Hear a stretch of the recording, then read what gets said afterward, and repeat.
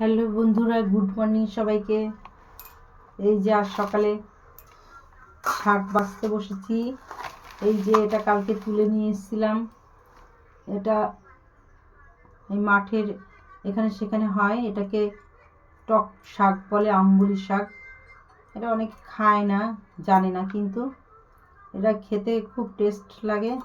এই যে কতগুলি জঙ্গলের মতো তুলে নিয়ে এসেছি কালকে মেয়েকে ড্রয়িং স্কুলে দেওয়ার সময়। এই যে এটা শাকটা খেতে খুব ভালো লাগে। এর মধ্যে একটুখানি মাছ দিতে হয়, এর মধ্যে টমেটো দেওয়া যায়, কাঁচা টমেটো বা পাকা টমেটো সব কিছু দিয়ে রান্না করা যায়। এই যে এই শাকটা এখন বাছছি। শাকটা কালকে নিয়ে এসে তুলে রেখে দিয়েছিলাম।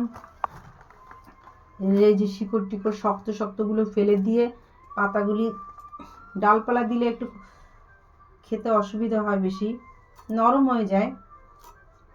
তো এইগুলি কাটছি বসে বসে, যে কটা বেছেছি।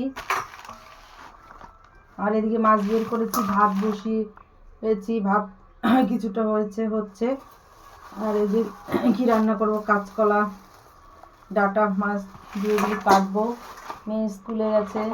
এই যে মাছ বের করে, এই যা মাছের জলটা, এই মাছ ট্রের মধ্যে রয়েছে। এই যে মাছগুলি সব, এই যে মাছ দেখতে পাচ্ছি না, যে মাছগুলি যে ট্রের মধ্যে রাখি। এই যা মাছ একটা পড়লো, এক মাছ রান্না করব। এর মধ্যে চিংড়ি মাছ দিয়েও খাওয়া যায়, আবার একটু মাছের টুকরো দিয়েও খাওয়া যায়। মাছটা ভেজে এর মধ্যে দিয়ে ভালো করে মিশিয়ে,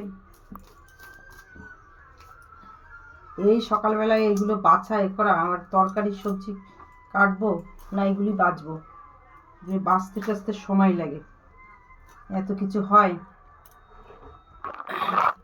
ওকে বাই, ভালো থেকো।